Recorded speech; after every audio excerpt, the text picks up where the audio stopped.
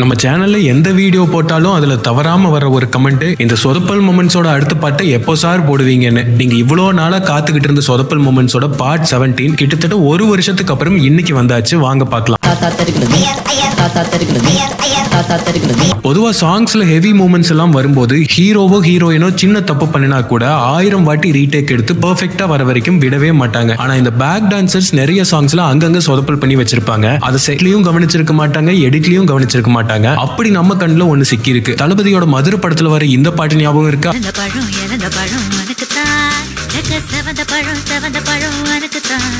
இந்த பாட்டுல நம்ம ஃபோக்கஸ் ஃபுல்லா ஹீரோயின்ஸ் மேலயும் தளபதி மேலயும் தான் இருந்திருக்கும். தளபதி சாங்ஸ்னாலே கொஞ்சம் ஸ்டெப்ஸ் எல்லாம் பயங்கரமானதா தான் இருக்கும். அப்படி இந்த பாட்டுல வர ஒரு ஸ்டெப்ல ஒரு பேக் டான்சர் மெகா சொதப்பல் பண்ணி ஃப்ரேம்லயே படுபயங்கரமா உழப்பி வேற வச்சிருக்காங்க. இப்போ அதை பாருங்க.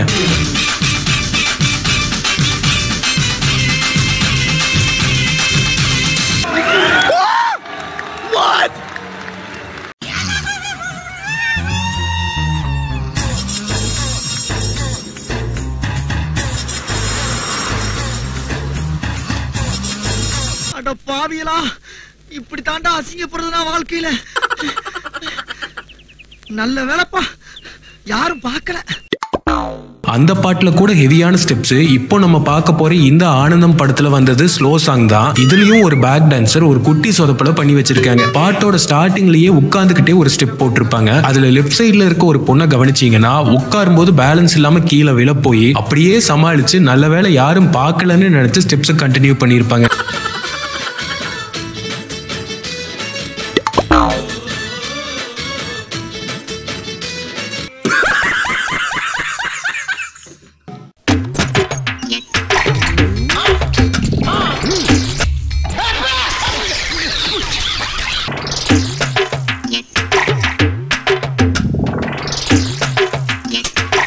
யாரும் பார்க்கல. இங்க 200 பேர் யாரும் பார்க்கல. நெப்போலியன், அருண் பாண்டியன், ரகுவரன் ஊருக்குள்ள ஹைட்டா இருக்கிறவங்க எல்லாம் சேர்ந்து ராஜமுத்திரைன்னு ஒரு 90s படத்துல நடிச்சிருப்பாங்க. இந்த படத்துல ஃபைட் தான் படங்கிற அளவுக்கு வளைச்சு வளைச்சு ஃபைட் சீன்ஸா இருக்கும். பர்டிகுலரா இந்த ஃபைட்ல நெப்போலியன், அருண் பாண்டியன், மன்சூர் அலிகான் 3 பேரும் சேர்ந்து ஃபைட்லயே த்ரீசம் ஃபைட் எல்லாம் பண்ணிருப்பாங்க.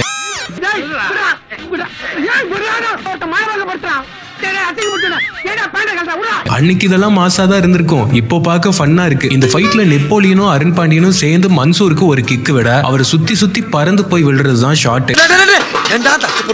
எப்படியும் இதெல்லாம் ஹியூமன்லி இம்பாசிபிள் தான். இதுக்காக மன்சூரோட 2 கையிலயும் 2 ரோப்பை கட்டி சுத்த விட்டுருப்பாங்க. அதெல்லாம் ஓகே தான்.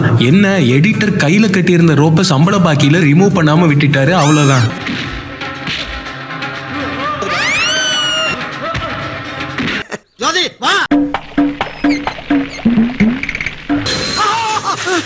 சார், வடகரியாலும் தொடகரியாலும் போலாகுது. என்னையாது மண்டையில மசிறுதா மூளையாவது ஊறுகாய் அளவுக்கு இங்கேயாவது இருக்க வேண்டாம். ரீசெண்டா வந்த ராவண கோட்டம்ங்கிற படத்தை எல்லாருமே பார்த்திருப்பீங்க. அப்படின்னு நான் சொன்னா என்ன செருப்பு கொண்டு அடிப்பீங்க. ஏன்னா இப்படி ஒரு படம் வந்ததே நிறைய பேருக்கு தெரியாது. எப்படியும் இதை எவனுமே பார்க்க போறது இல்லைன்னு தெரிஞ்சுதான் படத்துல இப்படி ஒரு மிஸ்டேக் பண்ணிருப்பாங்களோ என்னவோ. வழக்கமா படங்கள்ல டிவி பாக்குற மாதிரி சீன்ஸ் எல்லாம் ஷூட் பண்ணும்போது வெறும் டிவி தான் இருக்கும். எடிட்ல அதுல ஏதாவது ஓடுற மாதிரி வச்சிருவாங்க. ஆனா இந்த படத்துல எடிட்லயும் மறந்துட்டாங்க போல. ஆஃப் பண்ணி வச்சிருக்கிற டிவியை பார்த்து அந்த பாட்டியும் ஆன்ட்டியும் என்னமா நடிக்கிறாங்க. எப்போ புஷ்பா, அம்மா, என் மயம் கூப்பிடுறேன். இந்த வந்துட்டங்க.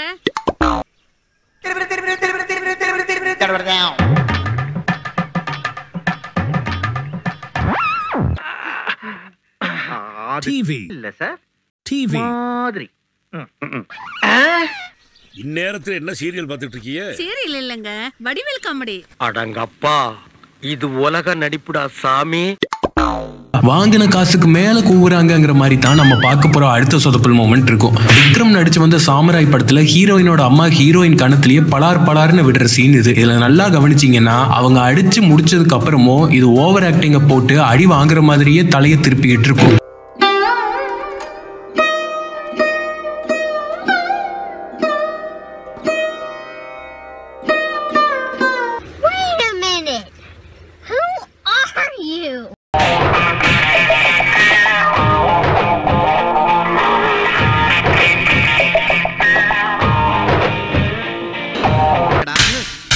நீ கேட்ட ஒவ்வொரு கேள்வி என்ன செருப்பால் அடிச்ச மாதிரி இருக்குடா. மாதிரி இல்ல, உண்மையிலே செருப்பால தான் அடிச்சது. நம்ம அடுத்து பார்க்க போறது நாடோடிகள் படத்துல இருந்து இந்த பாட்டுல வந்த சொதப்பல் இல்ல உழப்பல்.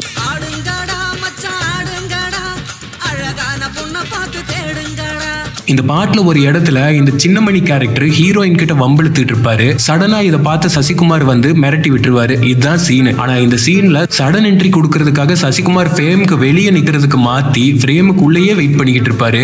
மொத்தத்தையும் பொறுமையா நின்று வேடிக்கை பார்த்துட்டு அப்புறம் சடனா உள்ள வர மாதிரி ஒரு என்ட்ரியை கொடுப்பாரு. அட்லீஸ்ட் எடிட்லயாவது இதை தூக்கி இருக்கலாம். அங்கேயும் கோட்டை விட்டாச்சு.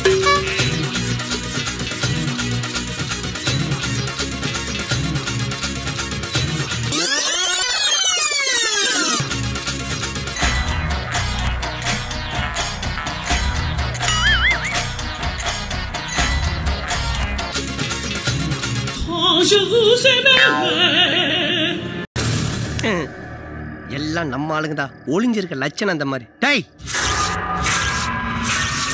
உள்ளத்தல் பாடி உள்ளத்தல்.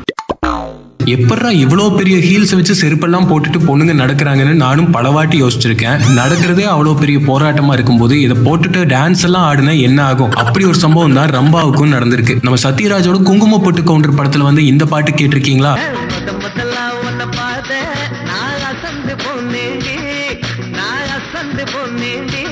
இதுல ரம்பா அவங்க ஹைட்ல பாதி ஹைட்டுக்கு ஒரு ஹீல்ஸை வச்சு செருப்பை போட்டுட்டு ஆடிட்டு இருப்பாங்க. ஒரு இடத்துல ரைட் லெக் ஸ்லிப் ஆகி விழ போய் சமாளிச்சு அப்படியே மேட்ச் பண்ணி ஆடி இருப்பாங்க.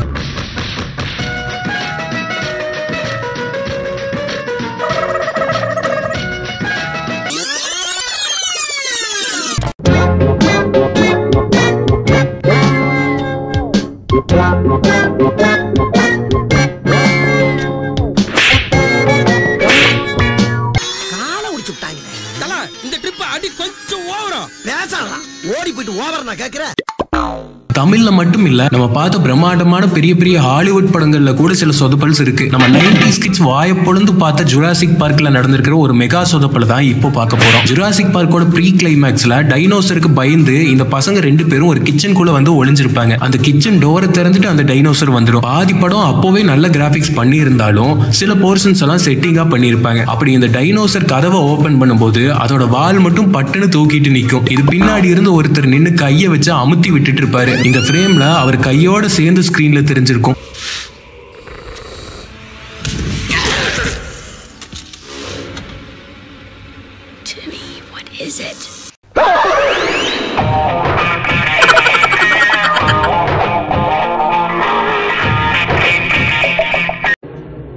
செங்கல் வராயா, இந்த பழியை ஏத்துக்கடா.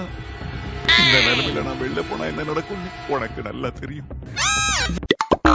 படங்கள்ல வர ஸ்டன்ஸ் எல்லாம் இப்போ அட்வான்ஸ்டா என்னென்னமோ பண்ணி டூப் ஆர்டிஸ்டே தெரியாத மாதிரி பண்ணிடுறாங்க. ஆனா பழைய படங்கள்ல அங்கங்க டூப் ஆர்டிஸ்டே ஸ்கிரீன்ல தெரியற அளவுக்கு இருக்கு. அப்படி ஒரு சொதப்பல் தான் நம்ம எல்லாரோட ஃபேவரட் பஞ்சதந்திரம்லயும் நடந்திருக்கு. இந்த சீன்ல மேகியா வர நம்ம ரம்யா கிருஷ்ணன் சில ஸ்டன்ஸ் எல்லாம் பண்ணியிருப்பாங்க. இதுக்கு ஒரு மேல் ஆர்டிஸ்ட் தான் டூப் போட்டிருப்பாங்க. பச்சையா இது ரம்யா கிருஷ்ணனே இல்லன்னு தெரியற அளவுக்கு ஸ்கிரீன்ல அங்கங்க டூப் ஆர்டிஸ்டே தெரிஞ்சிருப்பாங்க.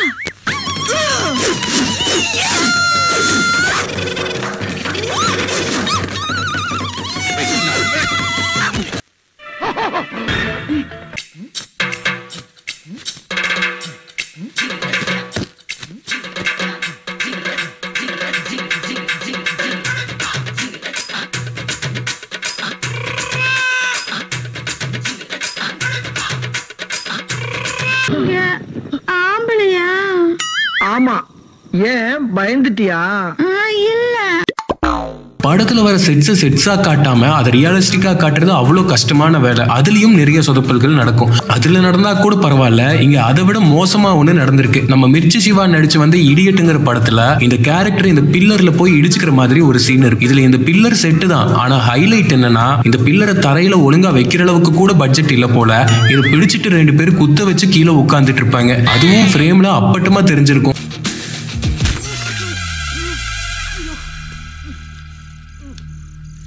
நீலகண்டி, இங்கேயும் உன் வேலையை ஆரம்பித்து விட்டாயா?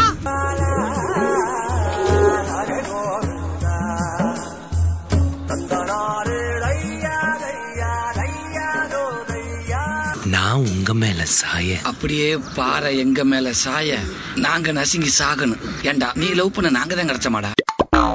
இந்த மாதிரி சின்ன படங்கள் மட்டும் இல்ல, பெரிய படங்கள்ல கூட ப்ரொடக்ஷன் காஸ்ட் மிச்சம் பண்றதுக்காக சில பல அல்ப வேலைகளை பார்த்து அதெல்லாம் ஸ்கிரீன்ல அப்பட்டமா தெரிஞ்சு உழப்பி வச்சிருப்பாங்க. ரீசெண்டா வந்த ஜிகிருதண்டா டபுள்எக்ஸ்ல இந்த பாட்டை பார்த்திருப்பீங்களே.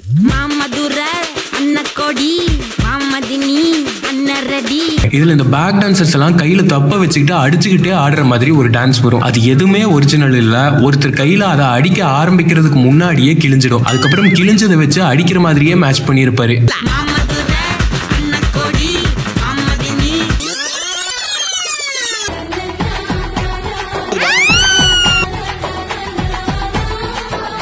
அவ்வளவுதான், நம்மள முடிச்சு விட்டீங்க போங்க.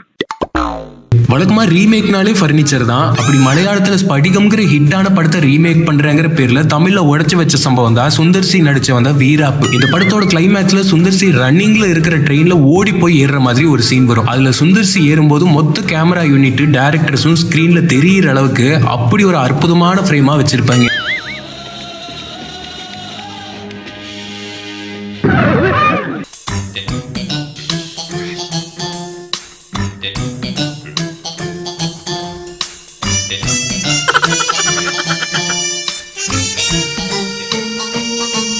புறம்போக்கு,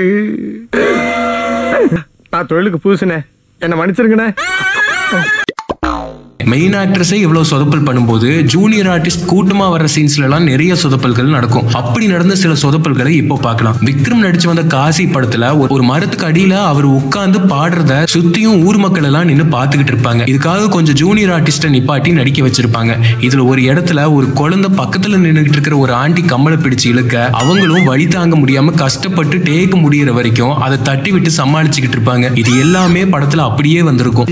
என் மனவானில் சிறகை விரிக்கும் வண்ண பறவைகளே என் கதை. பிள்ளைய பாரு, ஆஹா, குழந்தை ரூபத்துல இப்படி ஒரு குள்ளக்கார பக்கியா. கார்த்தி நடிச்சு வந்த அலெக்ஸ் பாண்டியன்ல ஒரு சீன்ல ஜூனியர் ஆர்டிஸ்ட் எல்லாம் நல்லா தான் நடிச்சிருப்பாங்க. ஷூட்டிங் பார்க்க வந்த ஒரு தாத்தா ஃப்ரேம்குள்ள வந்து உழப்பி விட்டுட்டு போயிருப்பாரு. இந்த சீன்ல கோயிலுக்கு சாமி கும்பிட வந்த ஒரு தாத்தா ஷூட் நடக்கிறத தெரிஞ்சுக்கிட்டு கேமராவை பார்த்து டாட்டா காமிச்சுக்கிட்டு போயிருப்பாரு.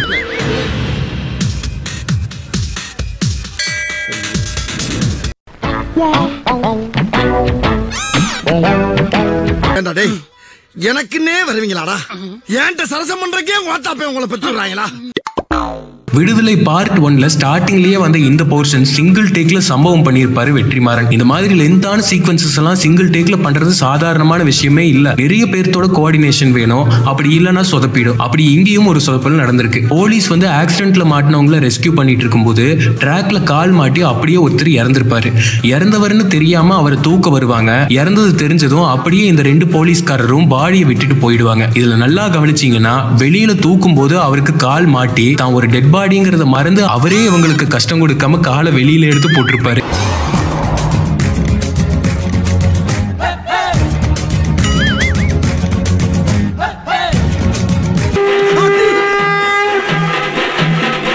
என்னம்மா போன ஓடுது? அதாங்க எனக்கும் தெரியல. ஒருவேளை நமக்கு தெரியாம எது சதிகிதி நடக்குதா?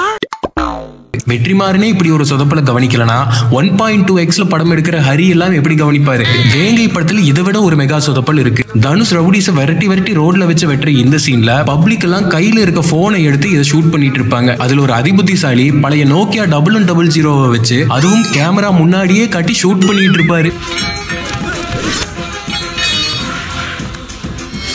ஃபார்வர்ட் பண்ண ஃபார்வர்ட் பண்றா. Close ball close ball. அப்படி ஒரு விஞ்ஞானி கண்டுபிடிச்ச கண்டுபிடிப்பு இந்த போன ஆசியாவிலே இங்கப்பட்ட தாசார் கிடைக்கும். இப்போ நம்ம பார்க்க போறது ஒரு கண்டினியூட்டி மிஸ்டேக். நம்ம எஸ்கேவோட வருத்தப்படாத வாலிபர் சங்கம்ல லதா பாண்டிக்கு கல்யாணம்னு இந்த பிளெக்ஸை பார்த்து தெரிஞ்சுக்கிட்டு பொண்ணு இன்னும் மைனர்னு சொல்லி கல்யாணத்தை நிறுத்துற இந்த சீன்ல பிளெக்ஸ்ல மாப்பிள்ள பேரு ஆர் ரவிக்குமார்னு இருக்கும். நம்ம கிட்ட ஒரு வார்த்தை கூட சொல்லாம பேனர் வச்சிருக்காங்க. மாப்பிள்ள துப்பாக்கினா தோட்டா இருக்குன்னு பிளக்ஸ்னா நம்ம போட்டா இருக்கணும். கட்டு வச்சா அடுத்த சீன்ல பார்த்தா மணமேடையில மாப்பிள்ள நிமிப்பி சகாதேவன் இருக்கும். மாப்பிள்ளையவே மாத்திட்டாங்க. எவன்னு தெரியட்ட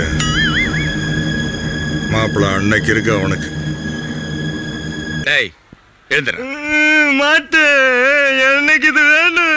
எழுந்துறா. பொண்ணு எனக்கு. எழுந்துறா. இப்படி மாப்பிள்ளை பேரை மாத்தின ஒரு சொதப்பல் நம்ம கௌதம் மேனன் படத்திலையும் நடந்திருக்கு. வினிதாண்டி வருவாயால ஜெஸ்ஸியை பார்க்க ஆலப்பி போறப்போ அங்க அவங்களுக்கு சர்ச்சில் மேரேஜ் போயிட்டு இருக்கும். அங்க மாப்பிள்ளை பேரு ராய்னு சொல்லியிருப்பாங்க. ജെസ്സി മിശിഹായുടെ നിയമവും തിരുസഭയുടെ നടപടിയും അനുസരിച്ച് സ്വതന്ത്രമായ മനസ്സോടും പൂർണ്ണ സമ്മതത്തോടും കൂടി ഈ നിൽക്കുന്ന റോയ് തോമസിനെ നിന്റെ ഭർത്താവായി സ്വീകരിക്കുന്നുവോ? இதை ஞாபகம் வச்சுக்கோங்க. ஆனா இந்த கல்யாணம் நடந்திருக்காது. அதுக்கப்புறம் படத்தோட கிளைமேக்ஸ்ல ஜெஸ்ஸி ரொம்ப நாளைக்கு அப்புறம் மறுபடியும் கார்த்திகை மீட் பண்றப்போ இப்போ கல்யாணம் ஆயிட்டதாவும் ஹஸ்பண்ட் நேம் ஆப்ரகாம்னு சொல்லியிருப்பாங்க. சோ ஜெஸ்ஸியோட அபிஷியல் ஹஸ்பண்ட் பேரு ஆப்ரகாம். என் ஹஸ்பண்ட் என் கூட இருந்தாரு. அவர் தான் கூப்பிட்டாரு.